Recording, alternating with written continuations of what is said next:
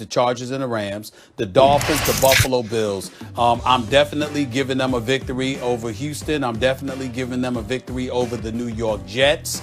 And I think that between Arizona, Chargers, Rams, Dolphins, and Bills, they will go 2-3. And that's where they go. I think that's where they go to 8-8. And so for me, that's how I view them right now. I think that defensively, Bill Belichick always figures out a way to keep his team in a contest to make them competitive.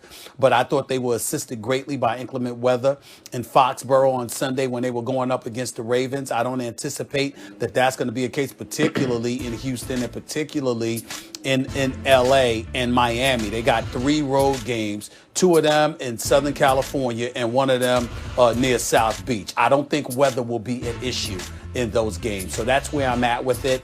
I think that offensively they're challenged, defensively they're better, but the bottom line is I just don't think they have enough offensive firepower to win. They'll keep games competitive and close, but ultimately I see them going 4-3 over the last 7 games and finishing with an 8-8 record. I'm going to take them to go over 500, guys. And I understand exactly what you're saying, Stephen A. It's good logic. And I'll say that their point differential, which tells you underlying is negative. They give up more points than they score, which means they should be under 500, right? But let me say something about that real quick. Miami, they start the season as a very good team, as it turns out. They won by 2 scores. Seattle, they lost on a goal line stand. Seattle was like 7-8-1 at one point, right? The Raiders, they won by 3 scores. That's your sleeper pick in the AFC, Stephen A. Then they play the Chiefs without Cam because of COVID. And without Cam and with a terrible call that went against them, they were competitive for most of that game. Then they had a bad part of the season, right? The Broncos and the Niners, they lose to the Broncos, a team they were favored to beat. They get stomped out by the Niners. But I'll remind you, this is right around the time where the facilities were often shut, like the Chiefs game on. Their facilities were shut down for days at a time. And when you have all those defections off the defense because of COVID and other reasons to start the season, and when you have very few offensive weapons and the coach is doing it with spit and bubble gum, boy, you need that practice time, right? I think our perception of this team is negatively affected by the fact that COVID hit the quarterback, shut down the facilities, and they lost to 2 teams, one of them badly, that put them in a real hole. How about since then, as they've come out of that, as they've been able to practice, as Cam has gotten healthy? They barely lose to the Bills. Cam is stripped, or else probably they win that game. They beat the Jets. They claw their way to the victory against a bad team, and then they just beat a very good team in the Ravens. So actually, when you look at this season, when the Broncos and the Niners make us think of them differently. So now think of a team that's already beaten Miami, beaten the Raiders, beaten the Ravens, came very close against the Seahawks and the Bills, and now look at their schedule. I think they can beat the Texans, Chargers, and Jets. I think that can be 3 wins. Can they lose one of those games? Sure. But I think that they'll do it against those 3 teams. Now I'm looking at Arizona at Foxborough. That's, on the road against the Rams, on the road against Miami and the Bills. Can they go 2-2? Based on what I've seen in their quality wins and near losses, I think they can. I think there's a good chance this team can win 9 games, and I'll take them to win 9 games in spite of this point differential and in spite of how they've looked at their worst.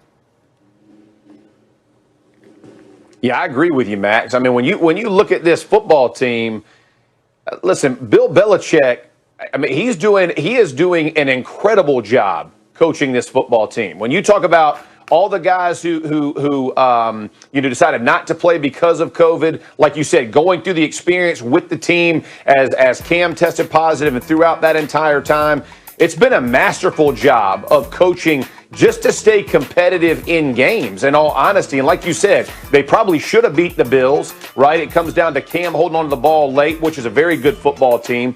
And I'm the same way you. I'm bullish on them getting 9 wins. And here, this is the crazy part about them. At 9 wins, they're not going to make the playoffs, right, or whatever, so they're kind of out. I think everybody in the AFC would take a big sigh of relief because when Bill Belichick gets his script for you in the playoffs, I think teams get tight.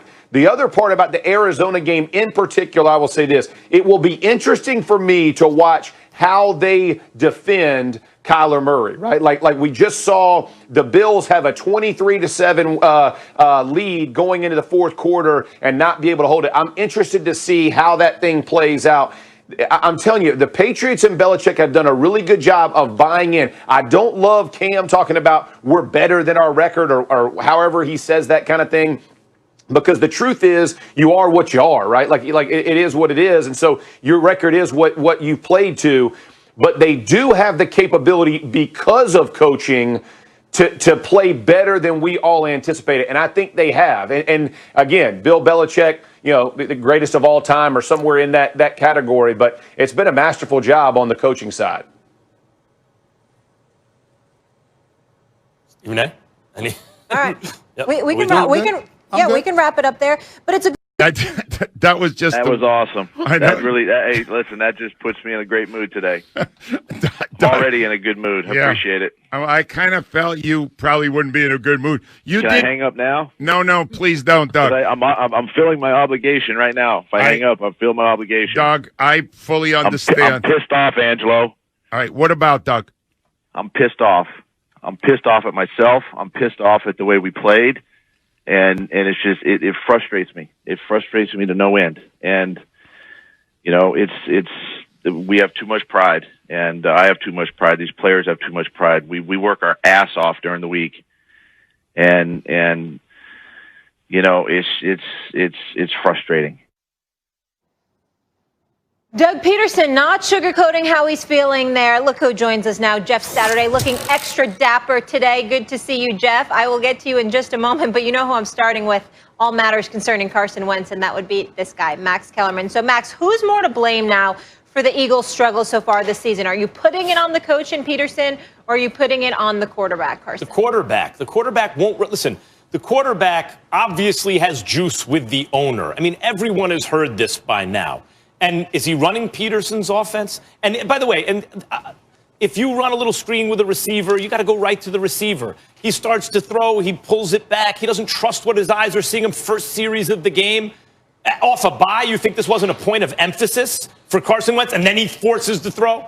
Right? You think that's not a point of emphasis for Carson Wentz? I mean, maybe this last week, I can't point to any single play where it's like, oh, my God, that's awful. Like so many plays throughout the course of this season.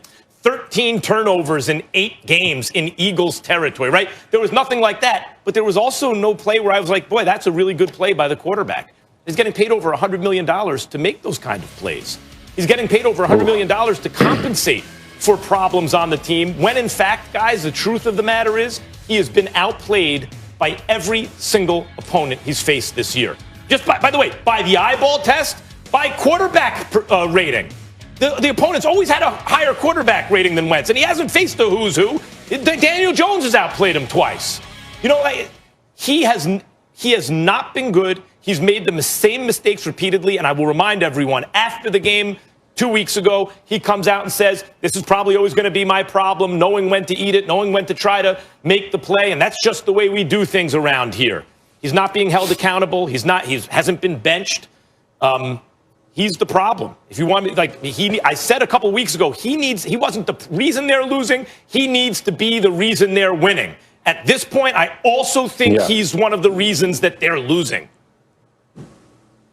Well, I disagree with you. I'm not trying to knock or rather to elevate Carson Wentz. I know that he's not having an impressive season. He's only completing 58% of his passes. He's got 12 interceptions to go with 12 touchdowns. There's nothing to brag home about. So I'm not trying to sit up there and completely absolve him and act like he's not a part of the problem. I get all of that. But I'm looking at the entire team, and I got to look at the head coach because of the multitude of problems that they have. They have a problem with pass protection. Carson Wentz has been sacked 35 times. By the way, I understand that he holds on to the football a little bit too long sometimes, but a lot of times he doesn't have time to throw the damn football because pressure is all over him. This past weekend, he was hit 13 times. I mean, come on. They were all over him, for crying out loud. They apply pressure all day long. And Joe Judge, by the way, is doing a hell of a job with the Giants. I don't give a damn about their record. I like him as a coach. I like him more and more every week, okay?